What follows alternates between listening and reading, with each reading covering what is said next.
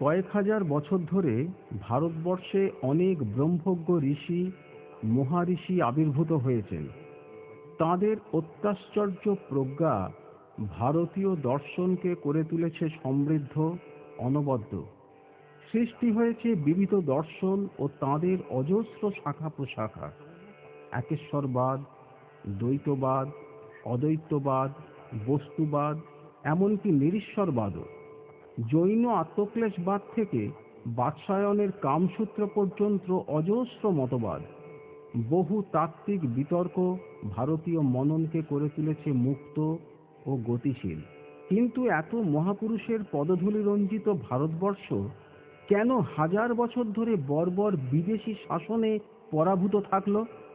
কেন এত ঋষি মহাঋষি সাধুসন্ত ব্রহ্মজ্ঞানী ত্রিকালজ্ঞ সর্বজ্ঞানী গুরু মহারাজদের জ্ঞান, দর্শন, সাধনা ও উপদেশ ভারতীয়দের রক্ষা করতে পারল না সীমাহীন বিদেশি অত্যাচারের হাত থেকে?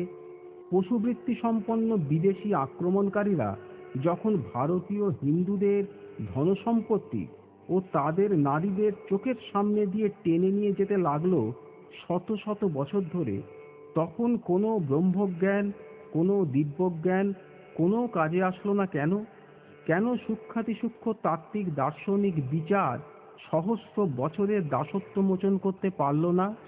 একথা কি এখনো ভেবে দেখার সময় হয়নি? ব্রহ্মজ্ঞ ঋষি মহাঋষিদের প্রতি পূর্ণ শ্রদ্ধা নিয়েই বলছি, এইসব প্রশ্নের একটাই উত্তর, তা হল এই গুরু মহারাজাদের দিব্যজ্ঞান ছিল প্রখর, সুউচ্চ, কিন্তু তারা তাদের শিষ্য পরম্পরার মধ্যে একটি বিশেষ ধরনের জ্ঞানের সঞ্চার করতে ব্যর্থ হয়েছেন। তা হল কাণ্ডজ্ঞান, যা কিনা জগতের রূঢ় বাস্তবতাকে স্বীকার করে মানুষকে পৃথিবীতে মাথা উঁচু করে বাঁচবার মতো জ্ঞান ও শক্তি যোগায়। কবিগুরু রবীন্দ্রনাথ ঠাকুর কালান্তর গ্রন্থে স্বামী শ্রদ্ধানন্দ প্রবন্ধে লিখেছেন, সমস্ত ভারতবর্ষ জুড়ে আমরা অবুদ্ধিকে রাজা করে দিয়ে তার কাছে হাত জোড় করে আছি।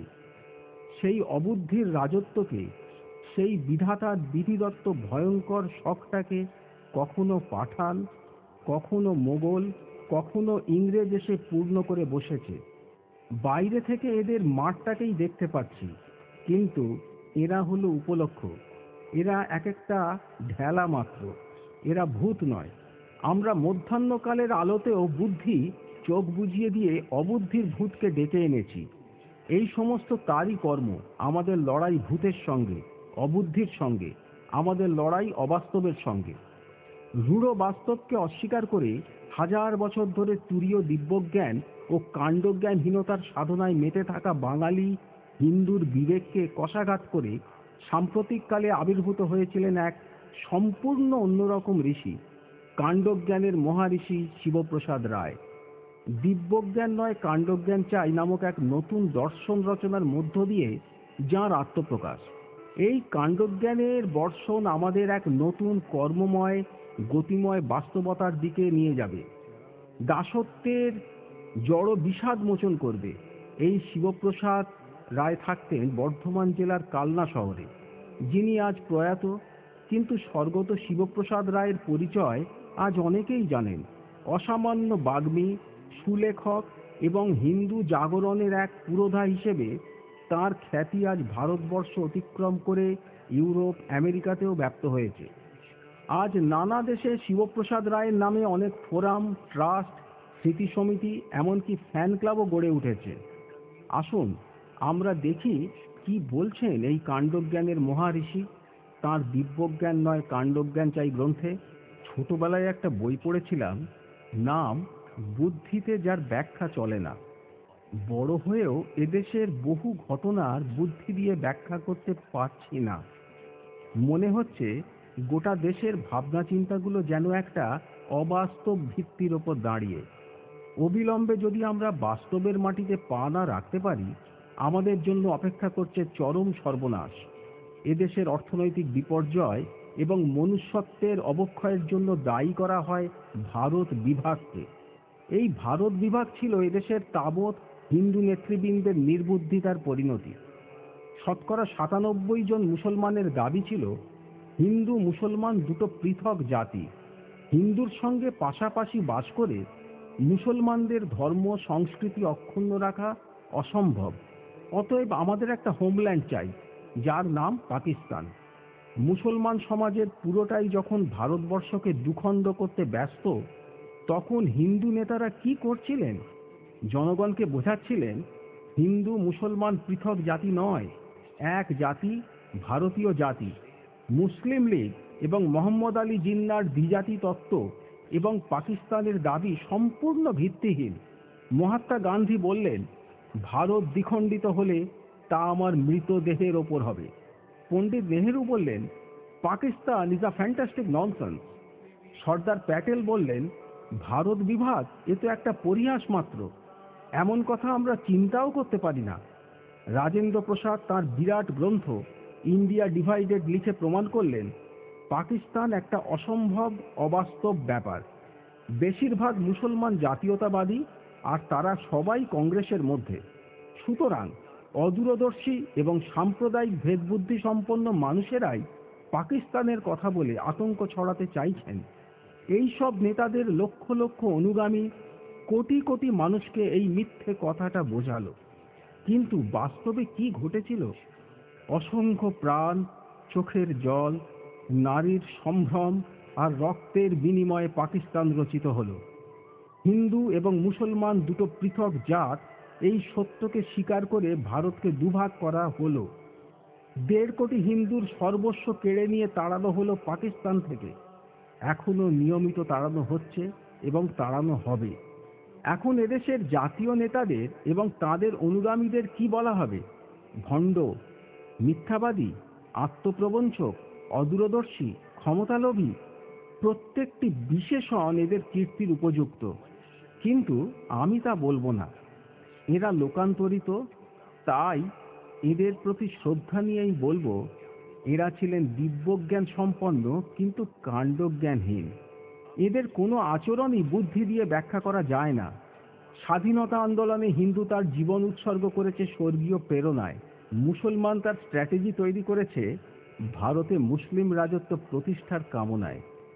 পূর্ব বাংলা পাকিস্তান হলো মুসলমানদের সংখ্যা বেশি বলে। ফাঁসির মঞ্চে প্রাণদানের সংখ্যা পূর্ববঙ্গেই সর্বাধিক, কিন্তু আত্মদানের তালিকায় পূর্ববঙ্গে কেন গোটা বঙ্গেও একজন মুসলমান নেই। স্বাধীনতা আন্দোলনে বিশ্বাসঘাতকতা করে ইংরেজের সহযোগিতা করে মুসলমানরা পুরস্কার পেল পাকিস্তান, বাংলাদেশ। আর ফাঁসিতে গুলিতে প্রাণ দিয়ে পূর্ববঙ্গের হিন্দুরা হলো বাস্তুচ্যুত, শরণার্থী, রিফিউজি। মাতৃভূমি থেকে তাদের পালিয়ে আসতে হলো ভারতে। যারা আসামে আশ্রয় নিল তাদের পরিচয় হলো বিদেশি, বহিরাগত। যারা বাংলাদেশে রয়ে গেল তারা হয়ে গেল জিম্মি, মালায়ুন, কাফের। আর যারা ত্রিপুরায় গেল তারা সংবাদপত্রের ভাষায় হলো অনুপজাতি। কি করুণ পরিণতি! অথচ শ্যামাপ্রসাদ ছাড়া একজনও আত্মসম্মান সম্পন্ন নেতা ছিলেন নাকি গোটা দেশে, এই ঘটনা যাকে বিচলিত করেছে। তাঁর প্রচেষ্টায় রক্ষিত হয়েছিল এই পশ্চিমবঙ্গ এবং পাঞ্জাব। তাকে সবাই বলেছিল সাম্প্রদায়িক। শ্যামাপ্রসাদ কাশ্মীরের চূড়ান্ত ভারতভুক্তি চেয়েছিলেন, 370 ধারার উচ্ছেদ চেয়েছিলেন। তিনি মধ্যপথে সিজ ফায়ার না করে যুদ্ধ চালিয়ে পুরো কাশ্মীর উদ্ধার করতে চেয়েছিলেন।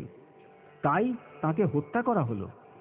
যারা কাশ্মীরের অর্ধাংশ পাকিস্তানের হাতে তুলে দিয়ে বাকিটাকে প্রায় পাকিস্তান করে দিল, যাদের জন্য কাশ্মীর আজ অগ্নিগর্ভ, তারা প্রগতিশীল, ধর্মনিরপেক্ষ, অসাম্প্রদায়িক। যারা 370 ধারার উচ্ছেদ করে কাশ্মীর সমস্যার সত্যিকারের সমাধান চায়, তাদের সাম্প্রদায়িক বলার মতো কাণ্ডজ্ঞানহীন নেতারা আজও দেশের নেতৃত্বে। ভারতের অর্ধাংশ, কাশ্মীরের অর্ধেক উপঢৌকন দেওয়া সত্ত্বেও ভারতে আবার সেই একই পরিস্থিতির উদ্ভব হয়েছে। কাশ্মীর সবটাই চলে যেতে পারে, প্রকৃতপক্ষে কাশ্মীর আজ নিয়ন্ত্রণের বাইরে। কাশ্মীর চালাচ্ছে পাকিস্তান এবং তাদের বিভিন্ন উগ্রপন্থী সংস্থা। ভারত আবার খণ্ডিত হতে পারে। বিদেশি অর্থে পুষ্ট হয়ে অধিকাংশ মুসলমান সেই উদ্দেশ্যে কাজ করে চলেছে। রাজনৈতিক দলগুলির নির্বিচার তোষণে তারা ক্রমশই বেপরোয়া হয়ে উঠেছে। বেআইনিভাবে সরকারি জমি দখল করে পার্ক সার্কাসে অসংখ্য বাড়ি করেছে, রাজাবাজারে গড়ে তুলেছে মসজিদ, 86-তে প্রজাতন্ত্র বয়কট করেছে। দিল্লির ইমাম বলেছে, আমরা এদেশের আইন কানুন মানি না, বাবরি মসজিদ না পেলে আবার হোমল্যান্ডের আওয়াজ তুলব, পার্লামেন্টে আগুন লাগিয়ে দেব।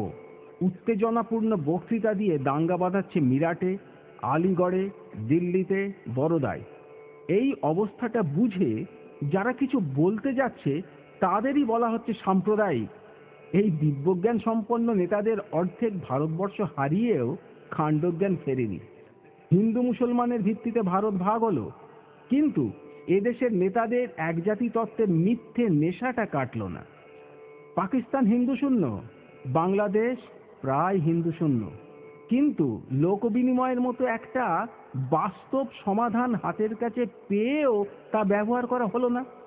তাই যে মুসলমানরা হিন্দুর সঙ্গে থাকলে ধর্ম বিপন্ন হবে বলে পাকিস্তানের পক্ষে ভোট দিয়েছিল, তারা ভারতেই রয়ে গেল, তাদের কিছু হারাতে হলো না। ভারতের একজন মুসলমানেরও কিন্তু এজন্য কষ্ট হয় না, কোনো দিন একটা মৌখিক প্রতিবাদও করে না। বাংলাদেশ তাদের ফিরিয়ে নিতে চাইছে, তারা ভয়ে ফিরতে চাইছে না, কারণ ইসলামিক রাষ্ট্র মানে কি তারা জানে। ভারতে সেই 97% পাকপন্থী রয়ে গেছে, ধর্ম সংস্কৃতি অক্ষুণ্ণ রেখে। এরা মুজিব মারা গেলে খুশি হয়, ভুট্টোর ফাঁসি হলে বাস পোড়ায়, সিনেমা হল পোড়ায়, ক্রিকেট হকিতে পাকিস্তান জিতলে রেডিওতে মালা দেয়, রাজাবাজারে পার্ক সার্কাসে ব্যান্ড বাজিয়ে মিছিল বার করে, ফুটবলে মোহামেডান স্পোর্টিং জিতলে আল্লাহ আকবর ধ্বনি দেয়। এইসব আচরণের একটাই অর্থ, এদের অধিকাংশেরই আনুগত্য দেশের বাইরে। লখনৌয়ের মুসলমানরা ইরাক কিংবা ইরানের সমর্থক, বাড়িতে বাড়িতে খোমেনি আর সাদ্দাম হোসেনের ছবি। ওখানে প্রায়ই যে শিয়া সুন্নির প্রাণঘাতী সংঘর্ষ হয়, তা আসলে ইরাকপন্থী এবং ইরানপন্থী মুসলমানদের সংঘর্ষ। এখন যদি কোনো ব্যক্তি প্রশ্ন তোলেন, ভারতবর্ষে ভারতপন্থী মুসলমান কই, সঙ্গে সঙ্গে বহু মানুষ সেই ব্যক্তিকে বলেন সাম্প্রদায়িক। কেন বলেন? এরা দিব্যজ্ঞান সম্পন্ন এবং কাণ্ডজ্ঞানহীন বলে।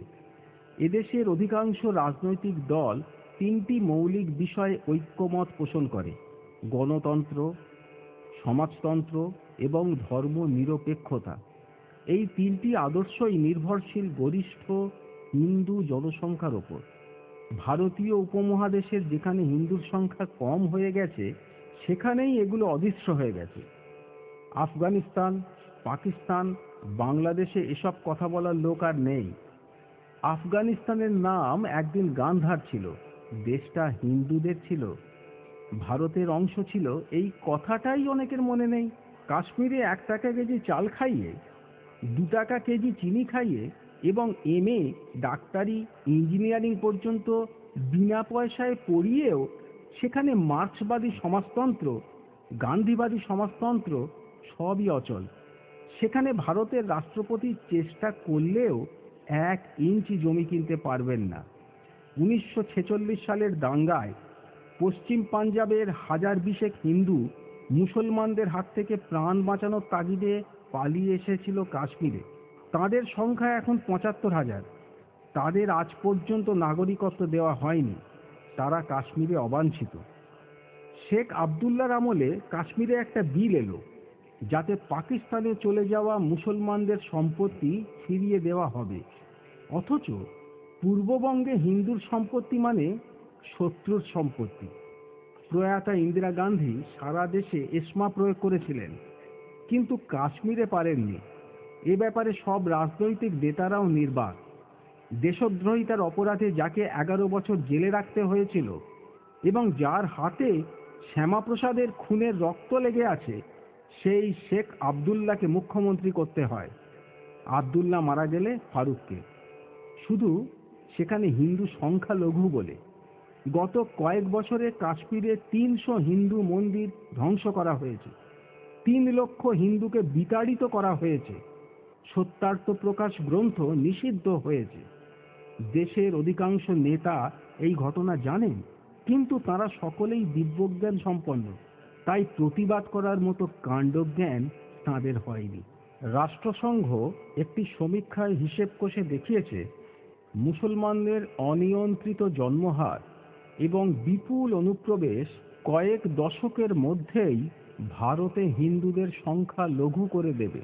ব্যাপকভাবে হিন্দুদের গণধর্মান্তর করার জন্য আরব রাষ্ট্রগুলো থেকে কোটি কোটি টাকা আসছে, একথা ভারত সরকারের স্বরাষ্ট্র দপ্তরের। হাজার হাজার বছরের মীনাক্ষীপুরমে মাত্র 850 হিন্দু মুসলমান হবার সঙ্গে সঙ্গেই সেটা হয়ে গেল রহমতনগর। ভারতে হিন্দু সংখ্যালঘু হয়ে গেলে ভারত আর ভারত থাকবে? এই ছোট্ট কাণ্ডজ্ঞানের কথাটা দেশের দিব্যজ্ঞান সম্পন্ন ধর্মীয় গুরু, রাজনৈতিক নেতা, সাধু সন্ত, বুদ্ধিজীবী কারো মাথায় ঢুকছে না। বরং তারা এ বিষয়ে আরো গোলমাল পাকিয়ে দিচ্ছে নানাভাবে। রামকৃষ্ণ মিশনের একটি সম্মেলন হয়েছিল বেলুড়ে 1981 সালে। 3 দিন ধরে আলোচনা হলো কি করে সব ধর্মের মধ্যে সমন্বয় করা যায়। এই দায়িত্বটা যেন শুধু হিন্দুদেরই। শিলংয়ে খ্রিস্টানদের হাতে মিশনের সন্ন্যাসী মার খেলেন, সে কথা আলোচনা হলো না। চেরাপুঞ্জির রামকৃষ্ণ মিশনে জলের পাইপ কেটে দিল, কতভাবে অত্যাচার করলো সে কথা কেউ বললেন না। অন্য ধর্মের হাতে মার খাওয়া আর সর্বধর্ম সমন্বয়ের চেষ্টা করা, এটা এদেশের অনেক ধর্মীয় প্রতিষ্ঠানের একমাত্র কাজ। বর্ধমান বিশ্ববিদ্যালয়ের প্রাক্তন উপাচার্য বর্ধমান শহর থেকে টেরেসাকে 1 লক্ষ টাকা তুলে দিলেন। শুধু উপাচার্য নন, মন্ত্রীরা এবং বহু বিশিষ্ট হিন্দু লক্ষ লক্ষ টাকা মহিলাকে সংগ্রহ করে দিলেন। মা করুণাময়ী জগজ্জননী বলে কি নাচানাচিই না হচ্ছে। এই টাকা দিয়ে ইনি এদেশের হাজার হাজার হিন্দুকে খ্রিস্টান তৈরি করবেন। এই কাজে সাফল্য দেখানোর জন্যই খ্রিস্টান রাষ্ট্রগুলো তাঁকে নোবেল পুরস্কার দিল। উত্তর পূর্বাঞ্চলে আজ যাবতীয় সমস্যার উৎস এই ধর্মান্তরিত খ্রিস্টানরা। ত্রিপুরায় কয়েক হাজার হিন্দুকে হত্যা করল ওরাই, এখনো করে চলেছে। নিহত হিন্দুদের জন্য জগজ্জননীর চোখ থেকে এক ফোঁটাও জল পড়েনি। কলেজ স্ট্রিটের এক ছোট্ট ব্যবসায়ী বিবাহের জন্য একটি অনাথিনী মেয়ে চেয়েছিল জননীর কাছে। জবাব এলো, খ্রিস্টান ধর্ম গ্রহণ করলে তবেই মেয়ে পাওয়া যেতে পারে। এই হচ্ছে মাদারের আসল পরিচয়, খ্রিস্টান সাম্রাজ্যবাদের এজেন্ট। খ্রিস্টান না হলে তিনি কারো স্থায়ী সেবা করেন না। বাংলাদেশ টেরেসাকে প্রবেশের অনুমতিই দিল না। আর এই হিন্দু সমাজ, গরু যেমন গরুর মাংস গাড়িতে করে নির্বিকার চিত্তে বয়ে নিয়ে যায়, কোনো প্রতিক্রিয়া হয় না, পরমানন্দে জাবর কাটে, এরাও তেমনি চৈতন্যহীন একটা জাত। ভালো মন্দ বিচার করার, শত্রু মিত্র চেনার ক্ষমতাও আর তাদের নেই। হিন্দুদের সম্পূর্ণতা, শ্রেষ্ঠত্ব সম্পর্কে কোনো ধারণাই নেই। পৃথিবীতে কেউ সর্বধর্ম সমন্বয়ের কথা বলে না, শুধু হিন্দুরা বলে। কিন্তু একথা বলতে গেলেও যে আগে হিন্দু ভূমির দরকার, হিন্দু জনসংখ্যার দরকার, এই কাণ্ডজ্ঞানটুকুও এদের নেই। বাস্তবতা বর্জিত দিব্যভাব, তুরীয় ভাব দাঁড়িয়ে গেছে ভণ্ডামি, মিথ্যাচারে আর আত্মপ্রবঞ্চনায়। এই দীর্ঘস্থায়ী ভাবের ঘরে লুকোচুরি গোটা হিন্দু জাতটাকে মেরুদণ্ডহীন, আত্মরক্ষায় অসমর্থ করে দিয়েছে। তাই অতীতে বর্তমানে শুধু দেখি হিন্দু মার খায়, কাঁদে, পালায়, ধর্মান্তরিত হয়। একটা জাতের যদি আত্মরক্ষার শক্তিই না থাকে, তার উচ্চ দর্শন, সহস্র মহাপুরুষ থেকেই বা কি লাভ? এই রকম দুর্বল জাতকে কেউ শ্রদ্ধা করে না, করুণা করে। এখন হিন্দুদের কেউ করুণাও করে না, শিকার বলে মনে করে। সব শিকারীর লক্ষ্য এখন হিন্দু সমাজ। সেবা আর প্রলোভনের টোপ হাতে নিয়ে হাজার হাজার শিকারী হিন্দুদের শিকার করতে আসছে। খ্রিস্টান রাষ্ট্র, মুসলিম রাষ্ট্রগুলি থেকে টাকা, কর্মী ভারতে আসে কোন সাহসে? কারণ তারা জেনে গেছে এখানে কোনো ঝুঁকি নেই। হিন্দু বাগাড়ম্বর বিলাসী, শিথিল, ক্রয়যোগ্য, উদাসীন, আত্মরক্ষায় অসমর্থ, নিজেকে মনে করে উদার, সর্বজ্ঞ। এমন আস্তনাসী জাত বিশ্বের আর কোথায় পাবে? অতএব স্বীকার করো, আরব রাষ্ট্রের টাকা আসছে ভারতে। খ্রিস্টান মিশনারিরা শুধু ঘুরে বেড়ায় হিন্দু পাড়ায়।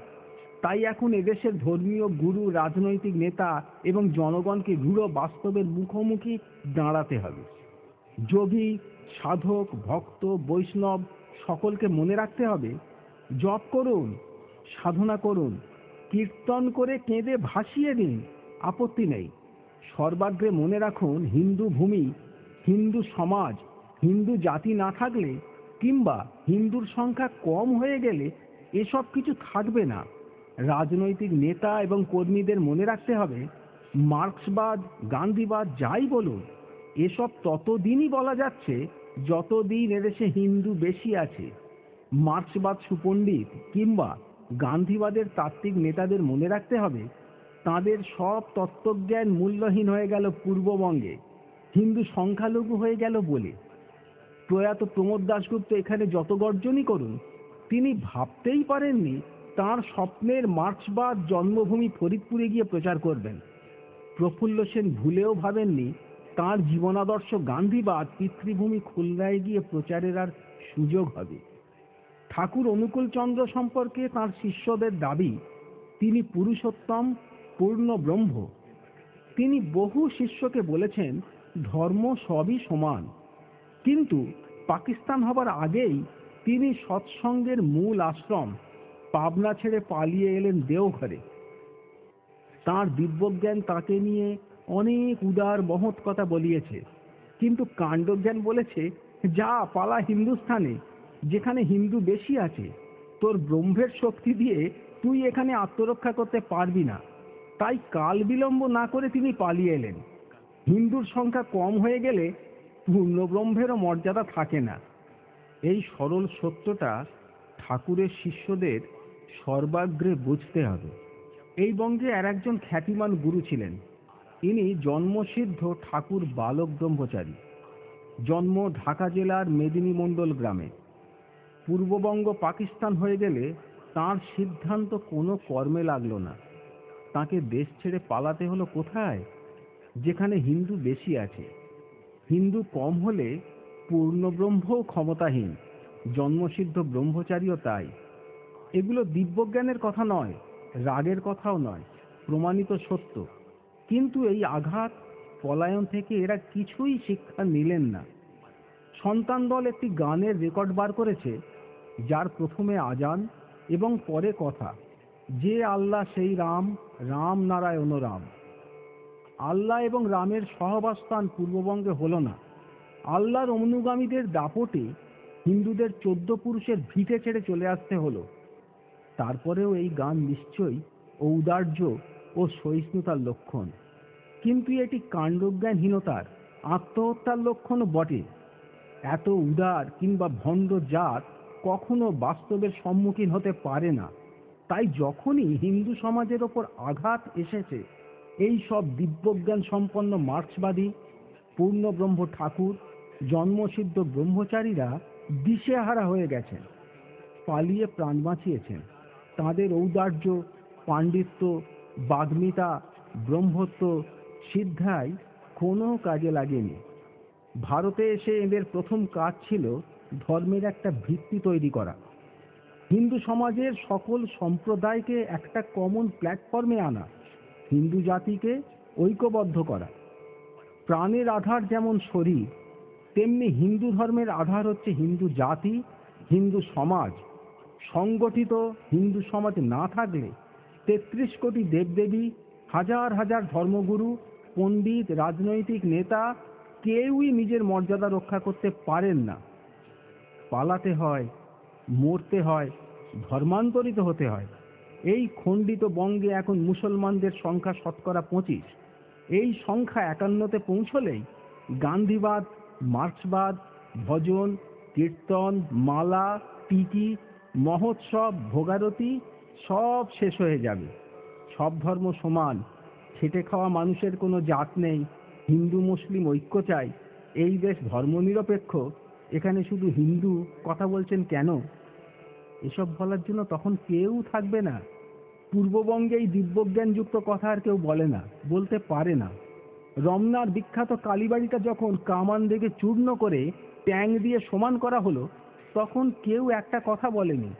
এগুলো ফলিত সত্য। 1982 সালের ডিসেম্বর মাসে হাজার হাজার হিন্দু মন্দির ধ্বংস করা হলো।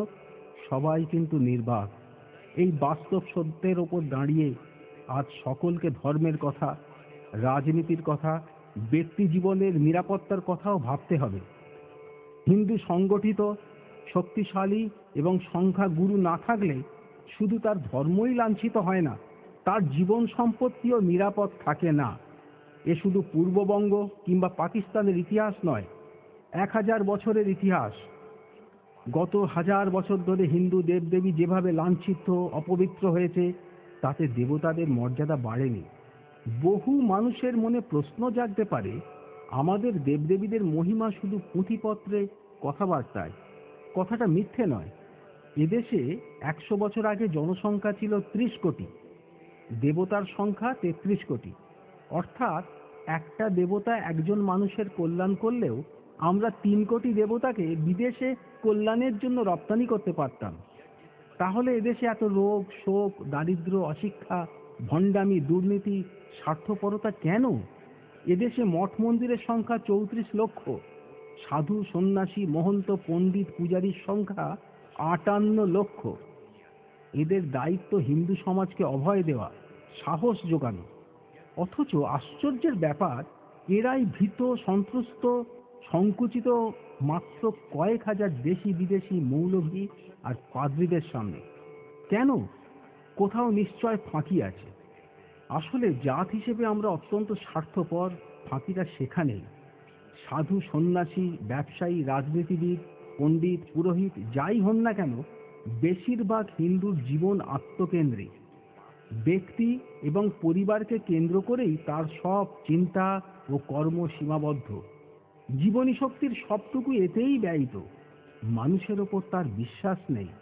সোজাসুজি ঈশ্বর, গুরু, জ্যোতিষীর ওপর নির্ভরশীল। হিন্দুর জীবনচর্যায় রাষ্ট্র নেই, সমাজ নেই, দেশ নেই। এটাই বৃহৎ ফাঁকি। এই ফাঁকি সমগ্র হিন্দু সমাজকে স্ববিরোধী, আত্মবিশ্বাস শূন্য করে দিয়েছে। হিন্দু সমাজকে ঐক্যবদ্ধ করার কাজকে তারা সংকীর্ণ কাজ মনে করে।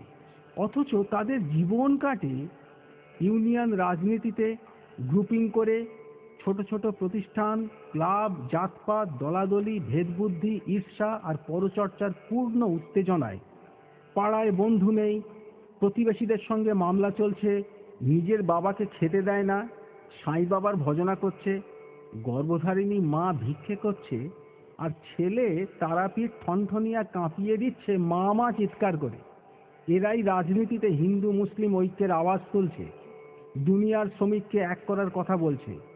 হীন, প্রবৃত্তিপরায়ণ, স্বার্থপর হিন্দু ভগবানকে পর্যন্ত নির্বোধ ভাবতে শুরু করেছে। তাই সকলকে বঞ্চিত করে জপে, কীর্তনে, পুজোয় ঈশ্বরকে সন্তুষ্ট করতে চাইছে। স্ববিরোধী মানুষের দিব্যজ্ঞান থাকে, কাণ্ডজ্ঞান থাকে না। ভণ্ডামি করে তাদের বেঁচে থাকতে হয়।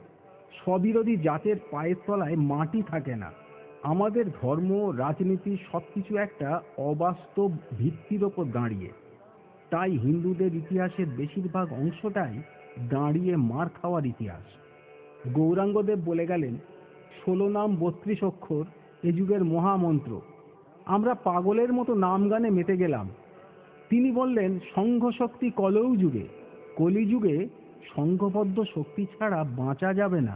সে কথাটা ভুলেই গেলাম। আমাদের একটা দেবতা নেই যার হাতে অস্ত্র নেই, অথচ যে কোনো হিন্দু বাড়িতে দেখা যাবে এক দঙ্গল ঠাকুর দেবতা আছেন, একগাছা লাঠি নেই। বিবেকানন্দ প্রতিষ্ঠিত রামকৃষ্ণ মিশনের সন্ন্যাসীদের কাছে দরিদ্ররা সারা বছর উপেক্ষিত। শুধু বন্যায় দুর্যোগে দরিদ্ররা নারায়ণ হয়, ভালো কথা, কিন্তু বিবেকানন্দ যে বলে গেলেন সমাজকে সংগঠিত করা দরকার। আগামী 50 বছর তোদের আরাধ্য দেবী হোক ভারত জননী, অর্থাৎ রাষ্ট্র সাধনা। সে কথা সযত্নে বাদ দিলাম। মূল গাছটায় জল না দিয়ে আমরা শুধু ডালপালার সেবা যত্ন করে চলেছি। ফলে গাছটা শুকিয়ে যাচ্ছে, আমাদের অস্তিত্বই বিপন্ন হয়ে যাচ্ছে। জাত বাঁচলে, রাষ্ট্র বাঁচলে আমরা সবাই বাঁচব। সকল চিন্তাশীল মানুষের ভাবনা চিন্তাগুলো এই পটভূমিতে দাঁড়িয়ে করতে হবে। ভারতবর্ষে তাই এখন সবচেয়ে প্রয়োজনীয় ইতিহাস সম্মত বুদ্ধিগ্রাহ্য কাণ্ডজ্ঞানযুক্ত কাজ হচ্ছে হিন্দুদের ঐক্যবদ্ধ করা, অস্পৃশ্যতা, জাতিভেদ, প্রাদেশিকতা থেকে মুক্ত করে হিন্দুদের একটা বিশাল শক্তিতে পরিণত করা। রাজনীতি যাদের ব্যবসা, তাদের জন্য এটা দরকার। হিন্দু সমাজ না থাকলে তাদের ব্যবসা অচল হয়ে যাবে। কোনো অসাম্প্রদায়িক দলও মুসলমান এলাকায় প্রার্থী দাঁড় করাতে সাহস পায় না। মুসলমানদের মধ্যে যারা দেশপ্রেমিক উদারপন্থী আছেন, তাদের জন্য হিন্দু সমাজে সংগঠিত থাকা দরকার। এমসি চাগলার মতো শ্রেষ্ঠ ব্যক্তির মুসলমান সমাজে কোনো স্থান ছিল না। ইরানে কিংবা পাকিস্তান থাকলে তাকে কোতল করা হতো। হিন্দু সমাজ তাকে সম্মান দিয়েছে, স্বীকৃতি দিয়েছে। সঙ্গীত সম্রাজ্ঞী নূরজাহানকে হিন্দুরা শ্রদ্ধায়, ভালোবাসায় আপন করে নিল। অথচ সুর আমার কাছে প্রার্থনা, সঙ্গীত আমার কাছে ঈশ্বর বলায় পাকিস্তানে দাবি উঠল নূরজাহানকে নতুন করে মুসলমান হতে হবে। দাউদ হায়দার নামে একজন বাংলাদেশি কবি মোহাম্মদের সমালোচনা করায় তার প্রাণদণ্ডের দাবি উঠেছিল। তাকে পালিয়ে এসে আত্মরক্ষা করতে হয় ভারতে। ভারত মুসলিম রাষ্ট্র হলে তার মৃত্যু অবধারিত ছিল। হিন্দু সংখ্যাগরিষ্ঠ রাজ্যে যে কোনো সময় মুসলমান মুখ্যমন্ত্রী হতে পারে, যেমন বিহারে আব্দুল গফুর, মহারাষ্ট্রে আন্তুলে, রাজস্থানে বরকতুল্লাহ, আসামে আনোয়ারা তৈমুর। মুসলিম সংখ্যাগরিষ্ঠ কাশ্মীরে একজন হিন্দু মুখ্যমন্ত্রী হবে কেউ ভাবতে পারেন না। অতএব যা কিছু কল্যাণময় এবং শুভঙ্কর, তার জন্যই যে কোনো মূল্যে হিন্দু সমাজকে জীবিত রাখতে হবে। যারা হিন্দু সমাজকে সংগঠিত করতে চাইছে, তাদের সর্বতোভাবে সাহায্য করুন, সহযোগিতা করুন। আর্য সমাজ, ভারত সেবাশ্রম সংঘ, বিশ্ব হিন্দু পরিষদ, রাষ্ট্রীয় স্বয়ংসেবক সংঘ সর্বশক্তি দিয়ে হিন্দু জাতিকে ঐক্যবদ্ধ করার চেষ্টা চালিয়ে যাচ্ছে। অর্থ দিয়ে, শ্রম দিয়ে এদের গতি বৃদ্ধি করুন। নিজে কপট উদার সেজে এদের সাম্প্রদায়িক বলে আত্মহত্যার পথ প্রশস্ত করবেন না। একটু কাণ্ডজ্ঞান দেখান। আমাদের দিব্যজ্ঞানের ফলে অর্ধেক ভারত আজ পাকিস্তান।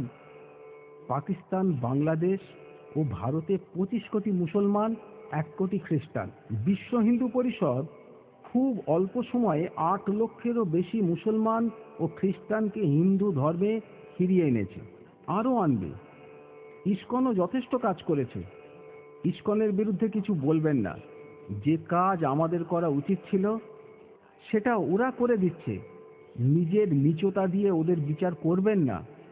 দেশদ্রোহিতার অপরাধে মাইকেল স্কট, ফাদার ফেরারকে ভারত থেকে বিতাড়িত করা হয়েছিল। সম্প্রতি ফাদার ডিসুজাকে গ্রেপ্তার করা হলো। বিদেশি এজেন্ট খ্রিস্টান ফাদারই। ইসকন বিদেশি এজেন্ট হলে সারা পৃথিবী জুড়ে মন্দির করত না, এত কৃচ্ছ সাধন করত না। অন্যদিকে বিহার শরীফে মোরাদাবাদে মর্টার, বন্দুক তৈরির কারখানা পাওয়া গেল মুসলমান পাড়ায়। লখনৌয়ের মসজিদে পাওয়া গেল 15,000 তাজা বোমা। ধানবাদের মুসলিম হোটেল থেকে পাওয়া গেল বাক্স বাক্স জোরালো ডিনামাইট। টন টন আরডিএক্স রয়েছে মুসলিম মাফিয়াদের হাতে। ধর্মপ্রচারের নামে খ্রিস্টান ও মুসলমানদের খোলাখুলি রাষ্ট্রবিরোধী কার্যকলাপ অচলায়তন হিন্দু সমাজের টনক নড়িয়ে দিয়েছে। তার লক্ষণ ফুটে উঠেছে জীবনের প্রতিটি ক্ষেত্রে, এমনকি রাজনৈতিক ক্ষেত্রেও। বিপুল শক্তি নিয়ে হিন্দু সমাজের জাগরণ ঘটছে। হিন্দুর শক্তি বৃদ্ধিতে রাষ্ট্রদ্রোহী ছাড়া আর কারো আতঙ্কিত হবার কারণ নেই। হিন্দু কারো মসজিদ ভেঙেছে, গির্জা ভেঙেছে, ইতিহাসে একটি দৃষ্টান্ত নেই। কিন্তু আজও একটি হিন্দু নারী মুসলমান দ্বারা অপহৃত হলে, হিন্দু মন্দির মুসলমান কর্তৃক ধ্বংস হলে কোনো মুসলমান তার প্রতিবাদ করে না, নীরবে সমর্থন করে। এগুলো বিদ্বেষ সৃষ্টি নয়, বাস্তব অবস্থার কথা, হিন্দুর বাঁচার কথা। সভ্য দেশে আইন সকলের জন্য সমান হয়। এখানে মুসলমানদের জন্য বিবাহ আইন পৃথক। হিন্দু বিয়ে করবে একটি, পরিবার পরিকল্পনা করে সন্তান রাখবে 2টি। তাদের স্লোগান আমরা 2, আমাদের 2। আর একজন মুসলিম বিয়ে করবে 4টি, পরিবার পরিকল্পনা করবে না। তাদের স্লোগান আমরা 5, আমাদের 25। এই ব্যবস্থা পাশাপাশি চললে ভারত মুসলিম সংখ্যাগরিষ্ঠ হতে কতদিন? শুধু কি এখানেই শেষ? শিব ঠাকুরের আপন দেশে আইন কানুনের সর্বনেশের মতোই ভারতের ব্যাপার স্যাপার। যে মুসলমানের কাছে বিবাহের কোনো পবিত্রতা নেই, স্থায়িত্ব নেই, আজ বিয়ে করলে কাল তালাক দিয়ে পরশু নিকাহ করতে পারে, তিনি বিবাহ করতে পারবেন 4টি। আর যে হিন্দু বিশেষ কারণ না ঘটলে কিছুতেই 2টো বিয়ে করবে না, নিয়ন্ত্রণ হারা হলো তার জন্য। এই সেকুলারিজমের আরো মহিমা আছে। হিন্দু 2টি বিয়ের চেষ্টা করলে তাকে গ্রেপ্তার করতে পারবে 3টে স্ত্রীর মালিক মুসলিম পুলিশ অফিসার। তাকে বিচার করে সাজা দিতে পারবে 4টে স্ত্রীর মালিক মুসলমান বিচারপতি। সাজাটি কি? 7 বছর সশ্রম কারাদণ্ড। জানি বিশ্বাস হচ্ছে না। বিশ্বাস না হওয়ার কারণ, নেতা, সংবাদপত্র, বুদ্ধিজীবীদের কল্যাণে জনগণকেও ক্রমশ কাণ্ডজ্ঞান শূন্য করে ফেলা সম্ভব হয়েছে। এদেশের সব দলের নেতারাই দিব্যজ্ঞান সম্পন্ন, নয়তো আরবের অর্থপুষ্ট। এখন তো প্রমাণিত বিজেপি ছাড়া সব দল দাউদ, মেমন, রশিদের এজেন্ট। তাই প্ল্যান করে তারা দেশটাকে মুসলমানদের করে দিতে চাইছে। যারা এই সত্য কথাগুলো জনসমক্ষে বলছে, আরবীয় এজেন্টরা তাদের সাম্প্রদায়িক বলে নিজেদের মুখ রক্ষা করতে চাইছে। এই দ্বিমুখী চক্রান্তের প্রতিরোধ করে দেশকে বাঁচাবে কে? হিন্দুর সংঘবদ্ধ শক্তি। পাকিস্তানে, বাংলাদেশে বাধ্যতামূলক বিবি নিয়ন্ত্রণ হচ্ছে, জন্ম নিয়ন্ত্রণ হচ্ছে। এখানে হবে না কেন? কাণ্ডজ্ঞানহীন নেতৃত্ব রয়েছে বলে। নেতারা নৈবেদ্যের ওপর মন্ডার মতো। আমরা হচ্ছি নৈবেদ্য চাল। হিন্দু সমাজ গা ঝাড়া দিলেই এই স্বার্থপর হিন্দু বিরোধী মন্ডারূপী নেতারা অদৃশ্য হয়ে যাবে। পরিবার পরিকল্পনা সকলের জন্য বাধ্যতামূলক করার এবং হিন্দু কোড বিল তুলে দেওয়ার জন্য রাজনৈতিক দলগুলোকে চাপ দিন। নেতারা হিন্দুর সেন্টিমেন্টের কোনো পরোয়াই করে না। তারা জানে হিন্দুরা অসংগঠিত, আত্মবিস্মৃত। হিন্দুদের অপমান করে, স্বার্থ ক্ষুণ্ণ করে বহাল তবিয়তে নেতাগিরি করা যায়। তাই শুধু মুসলমানদের তুষ্ট করে, তোষণ করে হিন্দু কোড বিল চালু রাখে। গো হত্যার পক্ষে কথা বলে শাহবানু মামলার রায় পাল্টে দেয়। রামের মন্দির ভেঙে বাবরের তৈরি মসজিদ বিলুপ্ত হলে সবাই বৎসহারা গাভীর মতো হয়ে যায়, হিন্দুর ওপর প্রতিহিংসা পরায়ণ হয়ে ওঠে। রামচন্দ্রকে কাল্পনিক বলে উড়িয়ে দিয়ে ঐতিহাসিক চরিত্র বলে বাবরকে বেশি মর্যাদা দেবার চেষ্টা করে।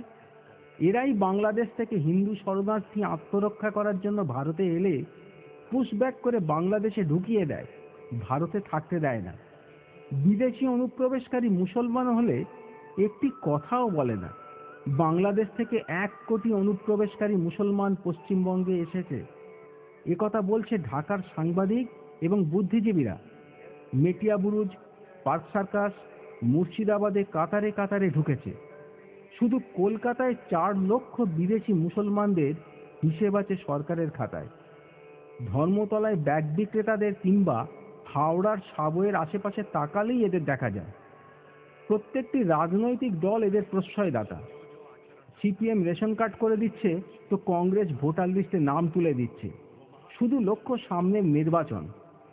কলকাতার হকার উচ্ছেদ করতে গিয়ে জ্যোতি বসু সব হিন্দু হকারদের তুলে দিলেন। বাংলাদেশ থেকে আসা বিহারি মুসলমানদের তুলতে পারলেন না। তাদের পেছনে এসে দাঁড়ালেন মিয়া কলিমুদ্দিন। তখন ডেপুটি স্পিকার, এখন খাদ্যমন্ত্রী, মুসলিম কনফারেন্সের সভাপতি। প্রত্যেকটি মিটিংয়ে বলেন, আমি আগে মুসলমান, পরে ভারতীয়। এই কথার প্রতিবাদ করতে পারে কোনো দলে এমন একজন নেতা নেই। সুতরাং আজ গভীরভাবে ভাবতে হবে কাদের হাতে আমাদের সমাজের ভবিষ্যৎ তুলে দিয়েছি। ভাবতে, বুঝতে এবং সঠিক সিদ্ধান্ত নিতে দেরি হলে অনুশোচনা ছাড়া আর কিছু করার থাকবে না। ধর্মগুরু, রাজনৈতিক নেতাদের মতো সাহিত্য, সাংবাদিকতার জগৎটাও আজ নিয়ন্ত্রণ করছে দিব্যজ্ঞানী ও স্বার্থান্বেষী বুদ্ধিজীবীরা। দেশের ধর্ম, সংস্কৃতি, হিন্দুত্বকে আঘাত করা এদের লক্ষ্য। হিন্দু সমাজের সর্বনাশ করে এরা মানবতাবাদী সাজতে চায়। দেশের ছদ্ম বুদ্ধিজীবীরা যুক্তিহীন, অর্থহীন প্রবন্ধ লেখে সংবাদপত্রে হিন্দু রাষ্ট্রের বিরুদ্ধে, হিন্দু সংগঠনের বিরুদ্ধে। আহাম্মকের মতো লেখে হিন্দু রাষ্ট্রের কথা বললে শিখেরা, বৌদ্ধরা পৃথক রাষ্ট্র চাইবে। মুসলমানেরা আলাদা রাষ্ট্র চাইবে। এই হতভাগ্যেরা ভারতের সংবিধানটা একবার খুলে দেখে না, যাতে লেখা আছে শিখ, বৌদ্ধ, জৈন এরা হিন্দু সমাজের অন্তর্গত। এরা স্মৃতিভ্রংশ অথবা শয়তান। নইলে এদের মনে পড়ত 23% মুসলমান ভারতের 30% জমি নিয়ে পাকিস্তান তৈরি করেছে। তারপরেও 1.5 কোটি হিন্দুকে তাড়িয়ে দিয়েছে, কিন্তু জমি দেয়নি। এদেশের কিম্ভূত কিমাকার রাজনৈতিক নেতারা এবং অপদার্থ বুদ্ধিজীবীরা বড়ই বিচিত্র। এরা হাজার হাজার মাইল দূরে থাকা 10 লক্ষ প্যালেস্তাইনি মুসলমান উদ্বাস্তুদের জমি দেবার জন্য সহানুভূতি দেখাতে পারেন। সরকার আর্থিক সাহায্য দিতে পারে। নির্জোট সম্মেলনের নেতারূপে তাদের জন্য বিশ্ব জনমত তৈরি করতে পারে। পারে না শুধু অন্যায়ভাবে দেওয়া 1.5 কোটি হিন্দুর জন্য ন্যায়ত আইনত প্রাপ্য জমি চাইতে। বঙ্গসেনা, বিএলও বাংলাদেশের 8টি জেলা নিয়ে স্বাধীন বঙ্গভূমির দাবি করছে। তার জন্য প্রাণের ঝুঁকি নিয়ে আন্দোলন করছে। জনমত এই দাবির পেছনে সংহত হলেও বাংলাদেশের প্রত্যেকটি হিন্দু এই আন্দোলনে আসার আলো দেখলেও ভারতের সংবাদপত্র নির্বাক। নেতারা, পণ্ডিতেরা বলতে পারছেন না এ দাবি ন্যায্য, আইনসঙ্গত এবং মানবিক দাবি। অনেক আগে এই দাবি উচ্চারিত হওয়া উচিত ছিল। রাজনৈতিক নেতা এবং বুদ্ধিজীবীরা এসব ভাবতে পারে না। রুগ্ন, পরাজিত, বিকৃত দৃষ্টিভঙ্গি নিয়ে তাঁরা ভাবেন এসব বললে ভারতের মুসলমানেরা আবার যদি রাষ্ট্র চায়। এরা ভুলে যান যে মুসলমানরা দেশ ভাগ করে নিজেদের রাষ্ট্র বুঝে নিয়েছে। যতটা জমি পাওয়া উচিত তার চেয়ে বেশি জমি নিয়েছে। অতএব মুসলমানেরা আবার রাষ্ট্র চাইলে তাদের সীমান্ত পার করে দিতে হবে। এটাই হচ্ছে যুক্তি এবং ইতিহাসের শিক্ষা। কাণ্ডজ্ঞানহীন পণ্ডিত বুদ্ধিজীবীরা এ শিক্ষা নেয় না। তারা গোটা দেশকে বিভ্রান্ত করে, সর্বনাশকে আড়াল করতে চায়, হিন্দু বিরোধিতায় উৎসাহ প্রদান করে, কোরআন না পড়ে, ইসলামকে না জেনে অকারণে তার প্রশংসা করে। কোরআনে ঠিক কি আছে তা নিয়ে কোনো বিদগ্ধ লেখক কোনো দিন আলোচনা করেন না। কেন করেন না? এরা সকলেই দিব্যজ্ঞান সম্পন্ন এবং কাণ্ডজ্ঞানহীন বলে। আনন্দবাজার আজকাল অকারণে গরু খাওয়ার পক্ষে ওকালতি করে। বিপক্ষে চিঠি লিখলে ছাপে না। গল্পে, উপন্যাসে, প্রবন্ধে হিন্দুদের ছোট করে দেখানো লেখক বুদ্ধিজীবীদের ফ্যাশন। প্রগতিশীল হবার তীব্র ইচ্ছা এদের বুদ্ধিকে বিকৃত করে দিয়েছে। এরা জানে ইসলামে গরু কাটার কোনো বাধ্যতা নেই। কোরআনের জন্মভূমিতে গরুই নেই, অথচ এটা গোপালের দেশ। গরুর প্রতি মানুষের প্রচণ্ড শ্রদ্ধা। গরু কাটলে 85% জন মানুষের প্রাণে লাগে। মহাত্মা গান্ধী বলেছিলেন, স্বাধীনতা প্রাপ্তির চেয়ে গো হত্যা বন্ধের প্রশ্নকে আমি বেশি জরুরি মনে করি। নেতাজি ঐক্যের জন্য আজাদ হিন্দ ফৌজে গরু খাওয়া নিষিদ্ধ করেছিলেন। আজাদ হিন্দ ফৌজের ডাক্তার কর্নেল চ্যাটার্জি তাঁর লেখা বইয়ে একথার উল্লেখ করেছেন। সংবিধানে গো হত্যা বন্ধের নির্দেশ আছে। সুপ্রিম কোর্টের ফুল বেঞ্চ গো হত্যা নিষেধের পক্ষে রায় দিয়েছে। কলকাতা হাইকোর্ট গো হত্যা বন্ধের রায় দিয়েছে। বিনোবা ভাবে গো হত্যা বন্ধ করার জন্য অনশন করে নিজের প্রাণটাই দিয়ে দিলেন। তবু গো হত্যা বন্ধ হলো না। পবিত্র সংবিধান, মহামান্য সুপ্রিম কোর্ট, হাইকোর্ট, অধিকাংশ মানুষের শ্রদ্ধা কেন্দ্র সব কিছুকেই অপমানিত করে পার পাওয়া যায়, কারণ হিন্দু সমাজ অসংগঠিত। মুসলমানরা সংগঠিত, তাই তাদের অন্যায় ইচ্ছাকেও সমর্থন করতে হয়। সহস্র যুক্তি থাকলেও এদেশের কোনো লেখক শুয়োর খাবার জন্য কলম ধরতে পারে না। যাত্রায়, নাটকে, সিনেমায় সর্বত্র হিন্দু শ্রদ্ধা কেন্দ্রগুলোকে লাঞ্ছিত করা হয়। হিন্দু মুসলমানের মিলন দেখাতে হিন্দুর মেয়েকে মুসলমানে নিয়ে যাবেই। সিনেমায় নায়ক নায়িকা বিপদে পড়লে শুধু আশ্রয় পায় মসজিদে কিংবা গির্জায়। হিন্দু ব্রাহ্মণ পণ্ডিত সন্ন্যাসীদের দেখানো হচ্ছে খল চরিত্র রূপে। তাদের কমণ্ডুলে মদ, ঝুলিতে গাঁজা, তারা চোরাচালানদার বদমাইশ, আর ফাদার এবং মৌলভীরা স্নেহ ক্ষমার প্রতিমূর্তি। শুধু তাই নয়, অধিকাংশ সিনেমায় মুসলমান এবং খ্রিস্টান চরিত্রের মুখে ডায়ালগ থাকে তাদের ধর্মের সপক্ষে। বিভিন্ন ঘটনার মধ্য দিয়ে দেখানো হয় আল্লাহর মহিমা, যিশুর মাহাত্ম্য। যে কোনো মুসলিম চরিত্র নাটকের প্রয়োজনে মারা গেলে ভেসে আসবে করুণ আজানের সুর, পর্দায় ফুটে উঠবে মক্কার কাবা, লক্ষ লক্ষ মুসলমান সেখানে নামাজ পড়ছে। আরও আশ্চর্যের ব্যাপার, জার্মান নাট্যকার ব্রেক্টের নাটক বঙ্গানুবাদ করতে গিয়ে তার মধ্যে ক্লাউনের মতো আমদানি করা হচ্ছে ব্রহ্মা বিষ্ণু শিবকে। তাদের মুখে বসানো হচ্ছে শালীনতা বর্জিত ভাষা।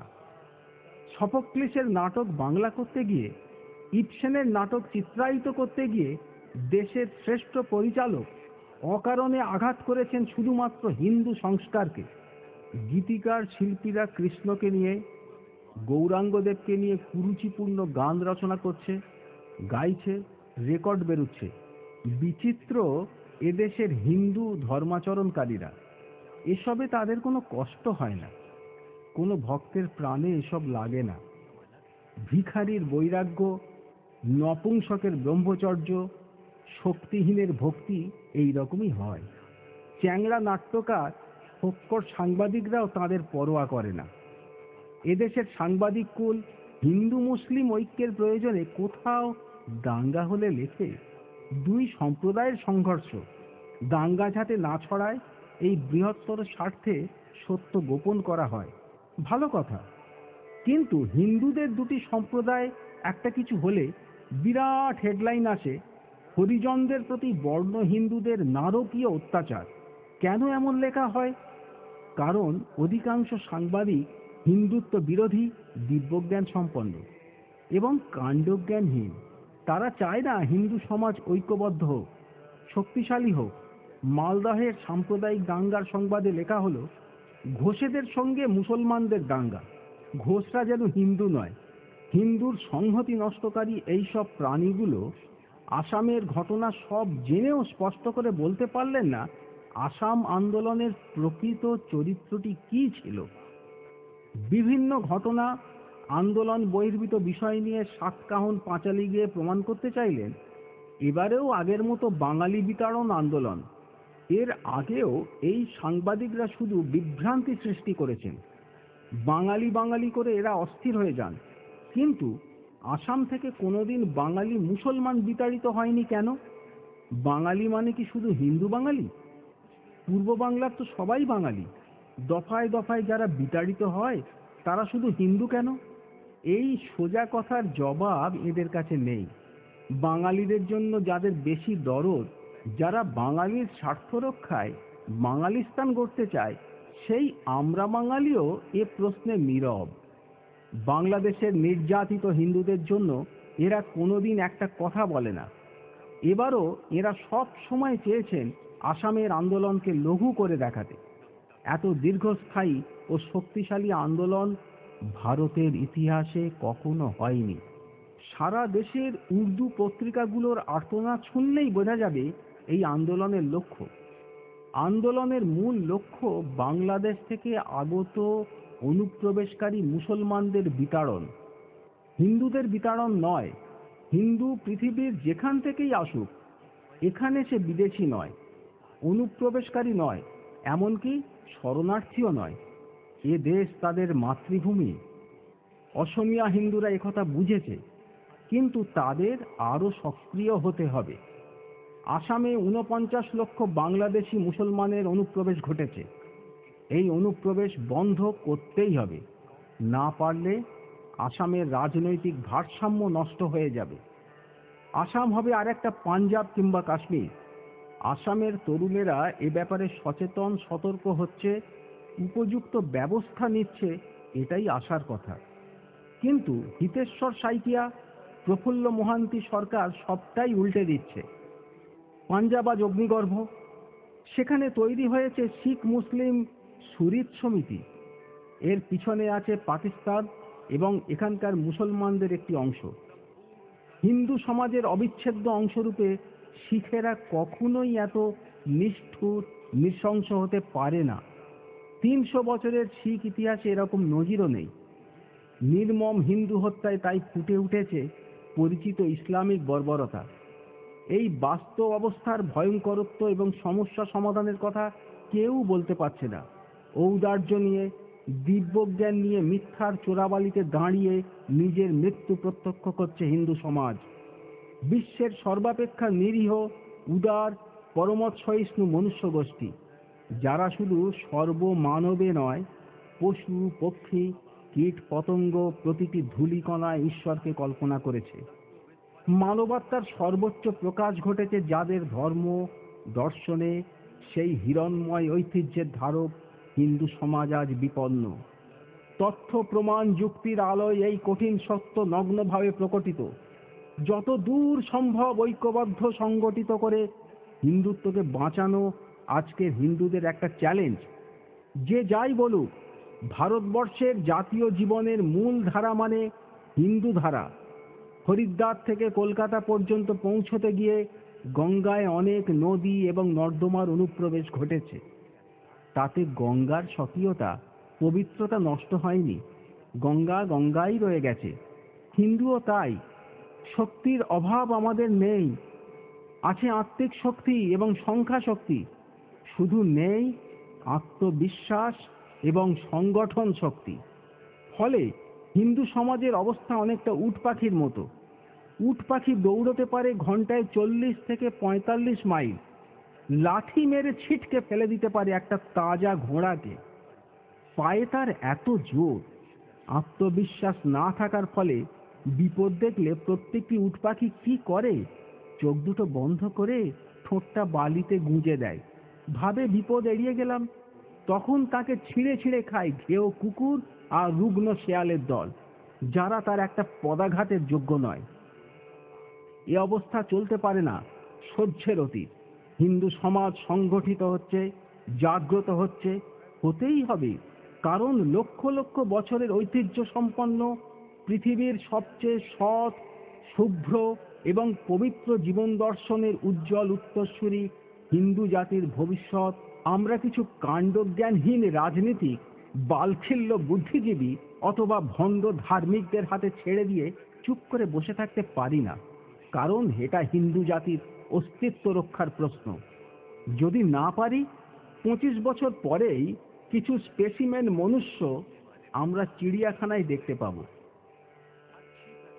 বাধ্যতামূলক ধর্মান্তরিত অহিন্দু পিতারা তাদের বালক পুত্রদের হাত ধরে বলবে, এই দেখ, অতীতে এই দেশে এক ধরনের প্রাণী ছিল।